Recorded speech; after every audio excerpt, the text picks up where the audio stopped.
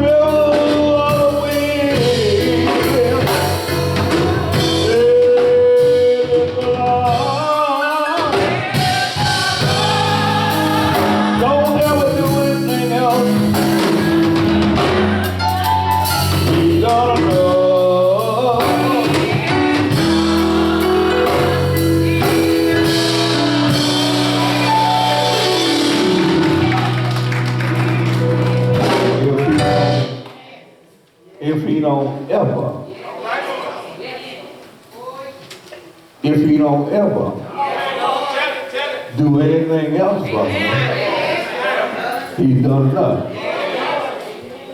He allowed me to go to sleep last night. He woke me up early this morning. I was clothed in my right mind with the activities of my limbs. And taste buds in my mouth that I could taste the food that had been prepared. So he able me to put on my clothes. And I didn't need no help. So I can honestly say, if he don't ever do anything else, from St. Matthew, chapter 27, verse 32. St. Matthew, chapter 27, verse 32. Say amen when you have it.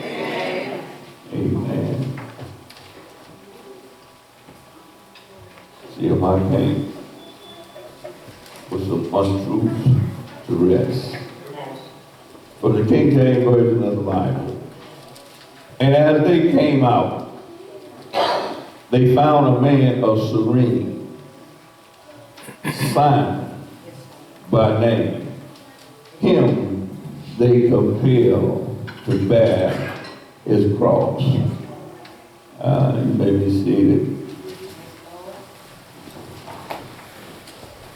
There's a song that says, must Jesus bear the cross alone, and all the world go free? No, there is a cross for everyone, and there is a cross for me. Like the youth was taught today, the day Jesus needed help. Let me run that fast again, because you didn't catch that. The day that Jesus needed help. We say a lot of times that he has all power and he can do any and everything. You can talk back to me. And I agree with you on that. But when Jesus was born to a virgin mother, and he toiled down here for some 33 years, some months, he lived as a human being. Are you going to help me? He suffered abuse just like we do. Simply because, if I may, he has stepped out of the heavenly realm. And now he was as a human, because he had to show us that he was human and he experienced some of the same hurt that we do. Are you going to help me? A man that had done no wrong, born to a virgin by the name of Mary, had an earthly, notice where I'm going now, had an earthly father by the name of Joseph, had sisters and brothers. Didn't get too many amens on that. Just like we do. He suffered hunger, and he had to eat food just like we did. But he didn't forget as to who he was. And if you read your Bible, you will always notice he always made references to my heavenly Father. Jealousy and hatred is rampant all over the world. That's what's ruining our United States of America. Jealousy and hatred. Nothing new under the sun. You hear me on numerous occasions allude to Nebuchadnezzar. How mean and how cruel he was. There was another king by the name of Ahab. Was nasty and dirty. Jehoiakim was one of the cruel kings of the time. Saul was a nasty king at the time. But how cruel can a man be that he would take 3 Hebrew boys that had done no wrong and put these boys in a fiery furnace that was 7 times hotter than normal? It was so hot till the ones that threw them in the fiery furnace got swallowed up by the heat themselves. How worse can one be when he would take a human being and put him in the den with a hungry lion? But that just goes to show you what the Bible don't lie. The Bible says there is nothing new under the sun.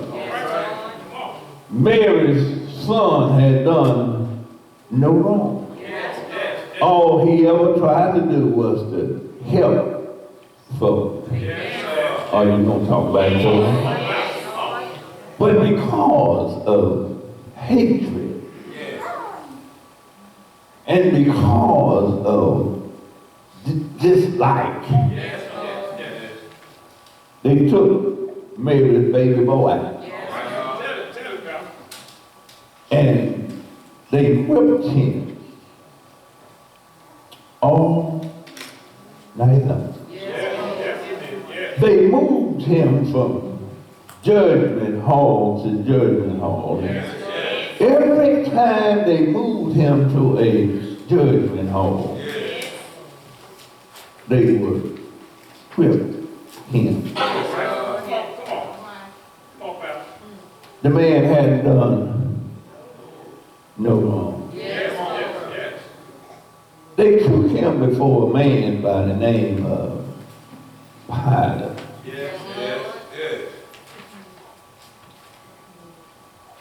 A mean man.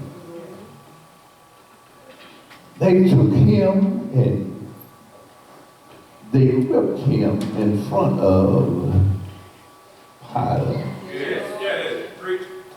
They took his hand and tied him around a pole. Took the clothes off of his back.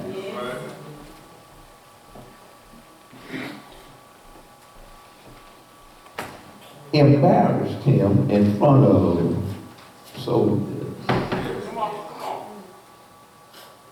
The question was asked prior to this.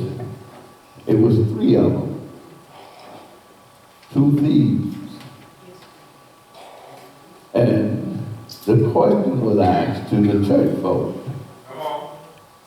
What shall we do, or who shall we release? And the answer was, release Barabbas and crucify Jesus. They took him and tied him to the pole. The Bible says that they stripped him of his clothes. One of the writers say he was naked in front of the world. They had what they called back then the cat of 9 tails. And in the end, it had 9 straps. And in the end, they had 2 rocks that was covered, and they beat Jesus unmercifully. And they hit him 9 times or 5 times, he had 45 stripes on his body. One of the writers said they busted his back over. And the blood was streaming down. And they took a scarlet robe, which was purple, and they put it on his back. And for those of you who have never experienced a bandage or any type of a wound that's bleeding, and you put clothes on it and let it stay for a period of time, that blood will dry up into the cloth. And they were laughing and mocking Jesus. And one of the soldiers took the robe and just ripped it off of his bloody back, which meant that when they ripped it off, it opened up the wounds on his back again. But the Bible did not really say, but he never said a mumbling word.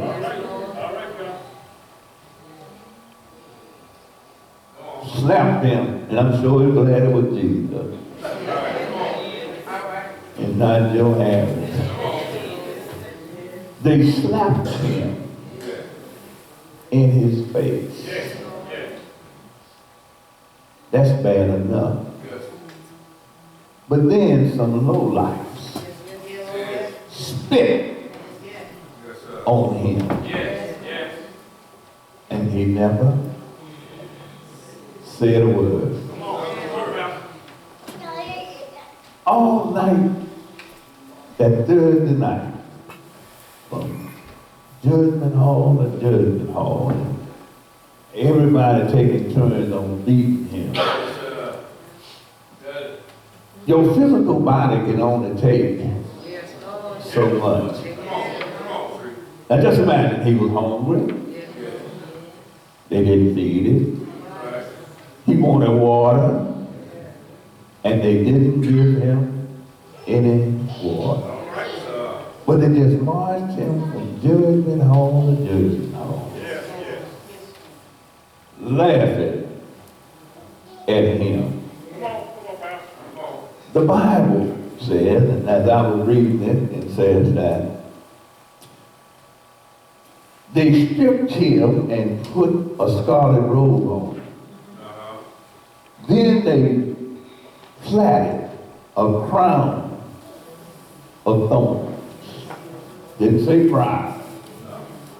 Thorns. And for those of us who used to live in the country, you know what a thorn tree looked like. They made a crown of thorns, and they didn't just sit it on his head. Can I go, Ebonics? They jammed it down on his head, and when they did that, the thorns went into his flesh and tore his head loose, and blood was streaming down. They took a reed, which was a piece of plant, stick, wheat, and put that in his hand to represent a scepter, which was what the kings carried around when they moved around. They bowed his knees before him, and they laughed at him and said, "King, hail the King of the Jews." They took this reed and stuck him on his head. Thank God it wasn't your hair. They spit on him, hit him upside the head, And after they had mocked him, they took the robe off of him and put his own raiment back on and led him out to be crucified. For those of you who say that there is no blacks in the Bible, I beg to differ with you. Because it says, and as they came out, they had this big tree that they had made a cross out of. And they laid it on his shoulder. And he was so weak till he fell to the ground from the weight of the cross. Are you going to help me? And as they came out, they found a black man of Cyrene by the name of Simon. And now, this is not me. I'm telling you what the Bible says. Jesus carried his cross to Calvary. But that's not what this verse says. Are y'all with me?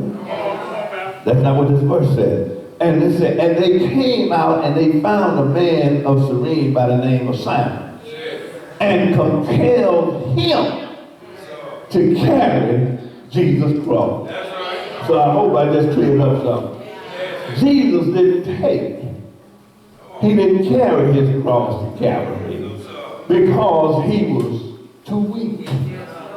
The day that Jesus needed help. Are you with me?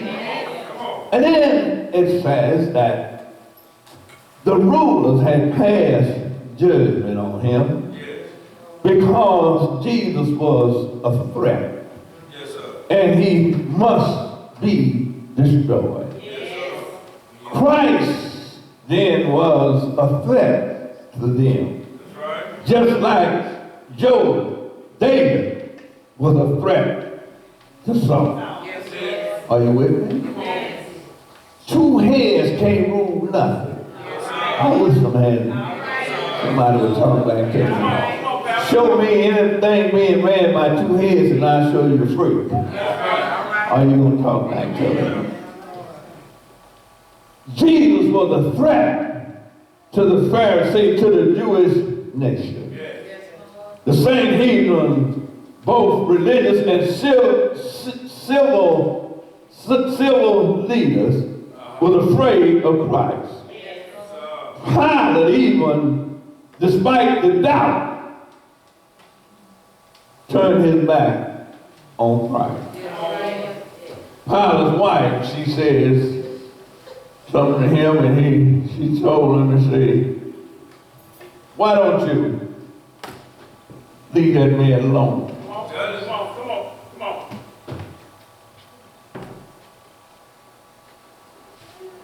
She knew that Jesus had done no wrong. Position, power, wealth, security, envy, and most of all, they treated him like that because of power. The reason why the United States is experiencing what we are experiencing now is because of jealousy and a want for power. Listen at this. He was stripped and beaten with a whip. This was savage, excruciating punishment. But listen at what Isaiah 53:5 says. The chastisement of peace was upon him, and by his stripes.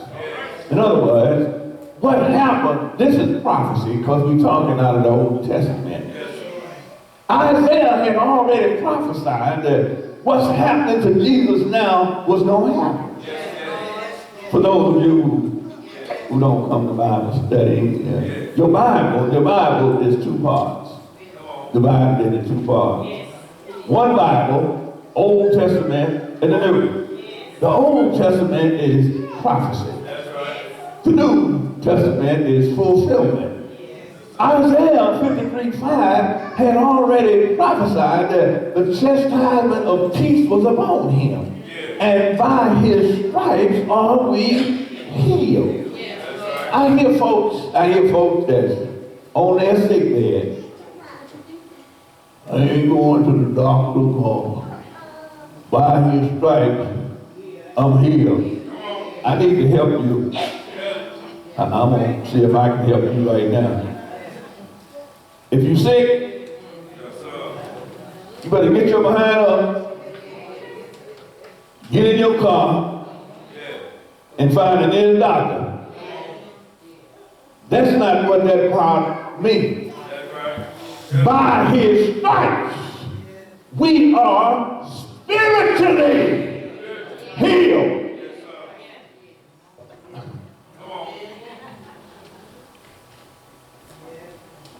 Other than Shannon, maybe Ken, and a couple of more, may be able,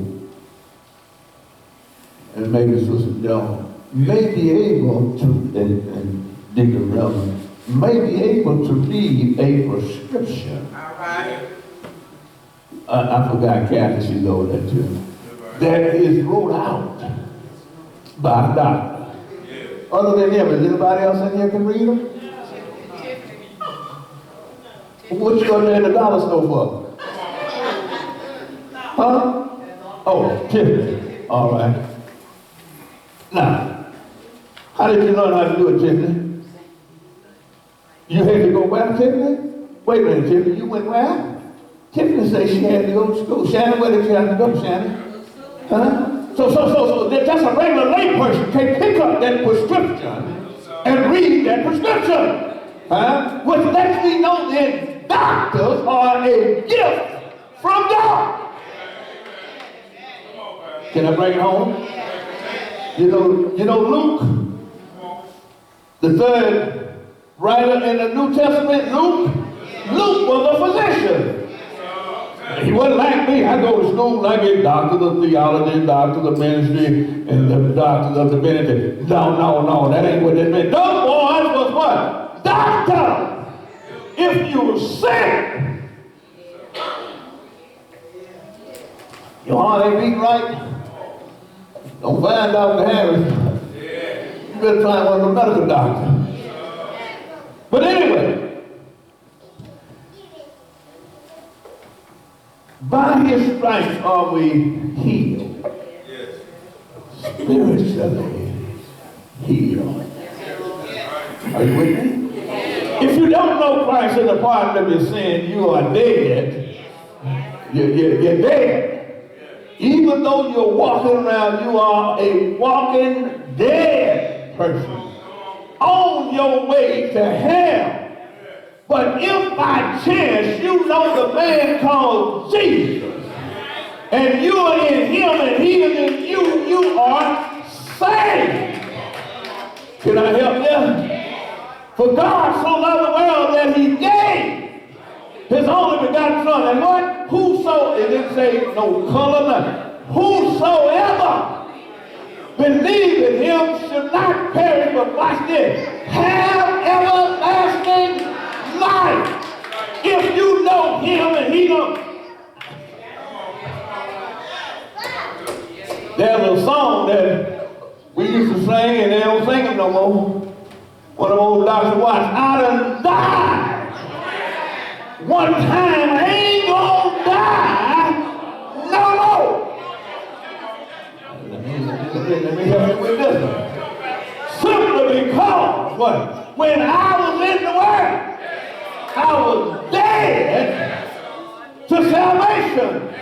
But when I accepted him, a preacher Harris, as my Lord and Savior, I died. Anything dead has to be buried. When I accepted him, I died.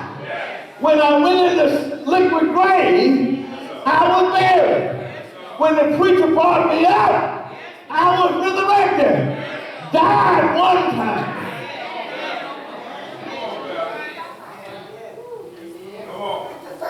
I ain't gonna die.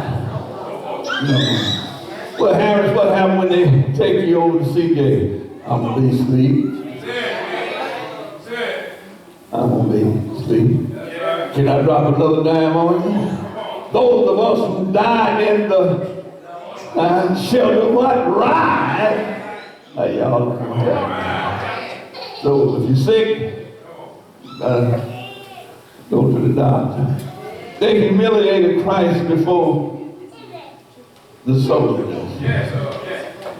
And then when they marched him out of the hall and saw him stumbling and falling under the weight of the cross,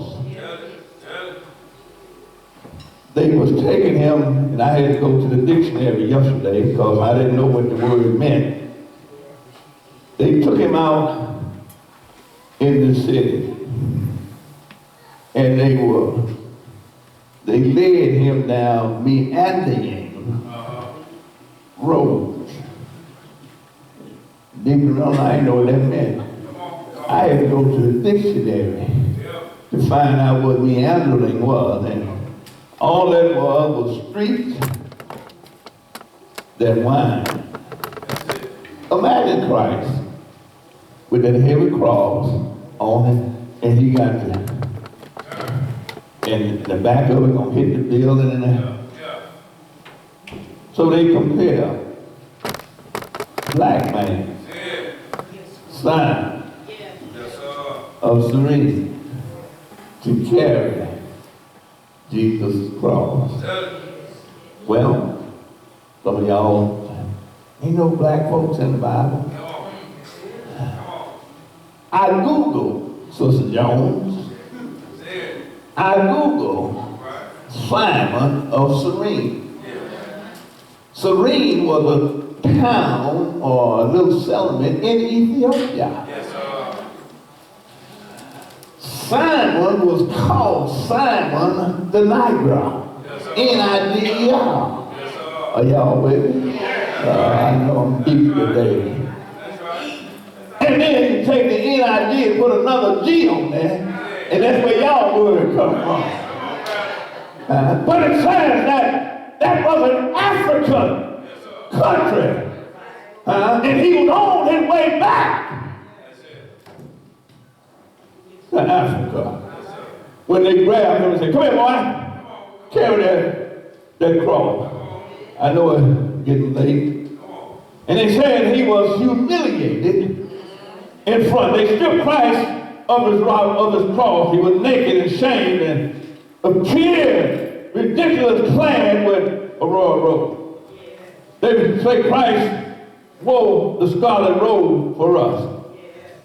And then it said the scarlet robe symbolized that he was to bear our sin. Because of his love for us. He was mistreated. They put a crown of thorns on his head and put a reed in his hand. The mock thorn crown was made out of thorn bushes, and they put it on his head. The thorn are symbol of God's curse upon the earth as a result of sin. Are you going to talk to me? They bowed and ridiculed the claim that Christ was the king. They ridiculed his claim to be king by joking and getting on their knees before him.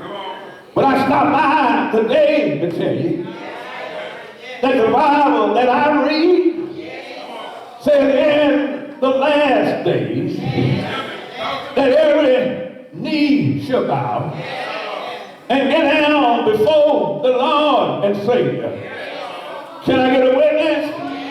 Every knee shall bow and every tongue will confess that Jesus is the Son of God. Can I get a witness? They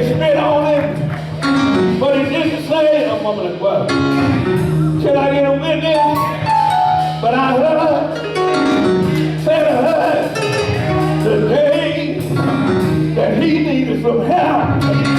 He was a human, just like you and I. I read what it says in the word, that they whipped him all night long. Spit on it, and slapped him in his face. But I heard they marched him on up to a place called Calvary. They took him outside of the city. That's the way they did the criminals. They would take the criminals outside of the city, and they took them on a place called Calvary, but it was also called Golgotha. Till I get a witness, that's where they killed the folks. But I heard that Simon got the call in position. Are you gonna help me?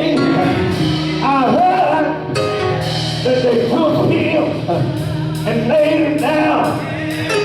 That's the why. And can you imagine the nails? But they wasn't really nails. The spikes that went through his hands, the spikes that went through his feet, they pierced him in his side. Blood and water came streaming out. Water for cleanliness, blood for salvation. Can I get a witness? I heard one of the writers say, Jesus said you can't take my life, but I gladly give it up. For this is the reason that I came into the world, that I could die for the sins of man. But I don't care what you do to me. I dare you to just lift me up. So if I be lifted up, I'll draw. Y'all gonna help me? I'll draw. All men understand. Just lift me up so the whole world can see what you're doing to me. But it's all right. For this cause I came into the world. The day that my Lord and your Lord, the day that he needed some help, every now and then on this Christmas Sunday, I need a little help. Can I get a witness? Sometimes when pain is racking the body, I call on my help. Can I tell you where my help is? I look up to heaven. I call on Jesus. Are you gonna help me? I can call him in the morning. I can call him late at night. But I thank God whenever I call him, he's always on time. Might not show up when I wanted to, but if he's always on time, can I get a witness? I heard they coming high. I heard from 9 o'clock in the morning until 7 o'clock in the daytime. The Bible says it got real dark. The sun refused to shine. 2 suns couldn't shine at the same time. The natural sun had to give way to God's sun. Can I get a witness? He comes down from 12 o'clock until 3 o'clock. The Bible says it got real dark. The veil in the temple was total from the top all the way to the bottom. When the veil was closed, that's when it came. I don't need nobody to go to God for me. I can go to God in prayer. I can go to Him for myself. Can I get a witness? I heard. He knocked his head in the box of his shoulder. Say, Father, forgive them, for they don't know what they're doing. They're doing the right thing for the wrong reason. Daddy, just forgive them. He knocked his head. He called for his mama. Say, John, don't get my mama. John called his mama. Could have put her across. He said, John, behold my mama. Mama, behold your son. I'm on my way. I'm on the way. I got to go back to my heavenly Father. Is it all right? The Bible says he stopped his head in the box of his shoulder. Heaven said he died. Did you know he died? Did he die? Did he die? Did you know he died? Let me hear you say yes. Say yes. Yes. Say yes. Is it all right? He died. Went in the ground. Was killed in a forest tomb. He went in the ground. He stayed there all night Friday night. He was right there. But I heard he was right there. Saturday morning, Saturday night, he was still there. But I got news for you. He was dead, but he didn't stay dead.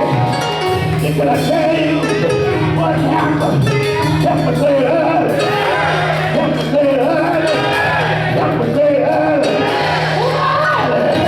Sunday morning, he got up. Help me say he got up.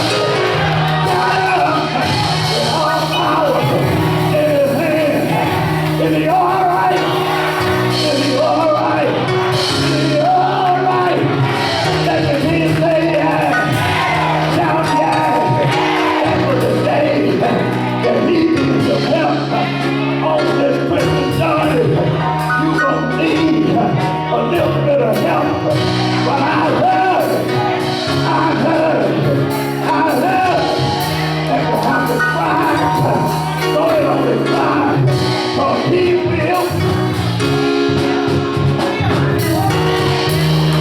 Your wife is busy.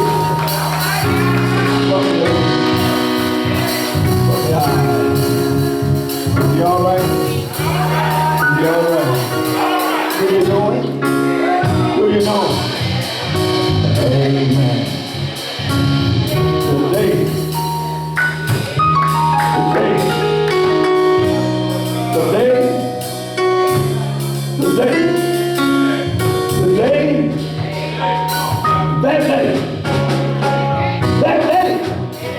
that Christ needs some help. And that's the reason why I just like to share with you what the song says.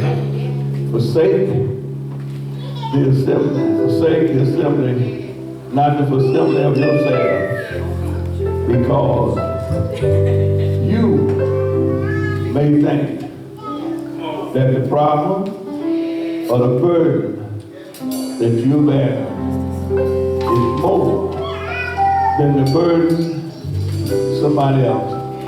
I just like to encourage you. Sometimes when somebody is talking to you, be quiet and just listen. Just be quiet and listen. And you'll find out that their problem is a little bit worse than yours. I didn't think, and I don't know if it's because I was naive, I didn't think Because I'm not one, and I've never experienced no problem like that. I'm not white. You can see that. And I didn't think that they suffered the problem that we suffer. Talked to this white lady, and she said her husband is dead and gone now. And she said that he never showed appreciation to her. She said, Reverend Harris, I was laying in the hospital. She said, I was carrying his child. And I asked him to take me to the hospital. And he wouldn't even take me to the hospital. She said, of all of the years that he and I were married, not one time, talking about these white folks now, did he ever tell me thank you. She said, all that I wanted him to do was when I was laying up there in the hospital bed, giving birth to his baby, all I wanted him to do was to go get a bouquet of flowers and just bring them to me and just give them to me. She said, of all of the years that we were married, she said, I never got a rose, not one rose, not one from him. But then if you notice, I said I was doing what? I was listening. So much we take for granted. I don't have a problem. On those special days, I go and get, depending on, and I'm just saying that to be facetious, depending on how much they cost, I might get two.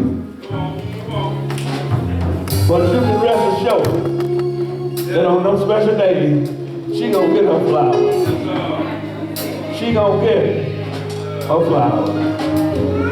And since that lady told me this, I get excited now. I might not be the best husband in the world. Y'all hear what I'm saying? I might not be the best. But I think I stand up against I can stand beside the best. I believe I can stand beside the best. I don't have a problem telling the wife thank you. The meaningful things I say thank you. Whatever she do for me, I say thank you. This morning, cooked me a little bowl of oatmeal. But when she fixed it, and Deacon Williams, she put it right there, I say, thank you. I don't have a problem. I don't take this man for granted. But I see so many churches which they have what Brother Larry got. That's why you ought to be able to tell the Lord, thank you. Because we are a blessed church. I don't have a problem telling him thank you. I don't have a problem telling kids thank you. I'm hard on them. I'm hard on them. Because I want every time they get up to sing, I want them to give me their best. But I don't have a problem telling them thank you. As meaningful as it may have been the other night, last Saturday when we were down there to eat breakfast. I didn't have a problem telling those who weren't down there, thank you.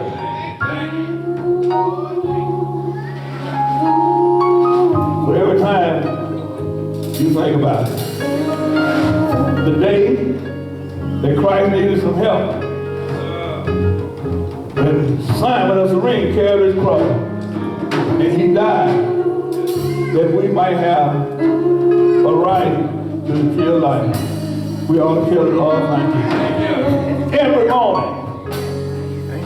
Every morning, when I talk to the Lord, I say, Lord, I thank you for your darling son Jesus, who hung there and died on Calvary for me. Every morning I tell you.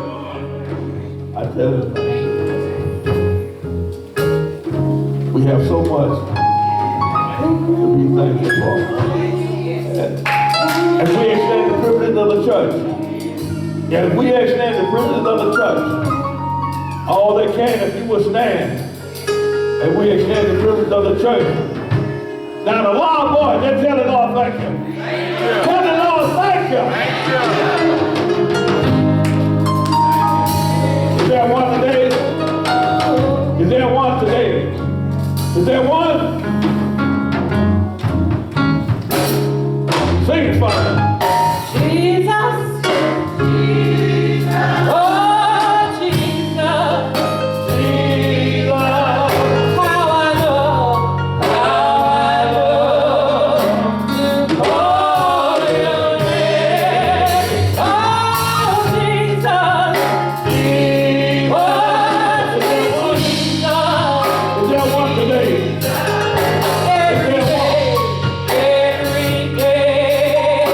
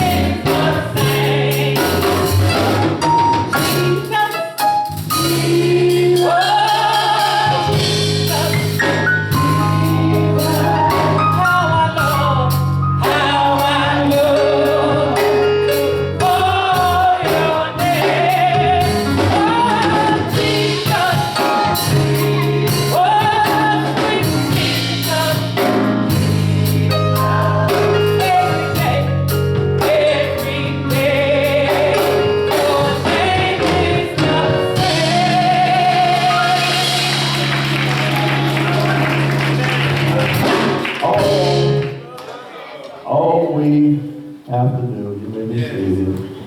All we have to do is just wait on the Lord. If we wait on him, he'll show up and he'll show out.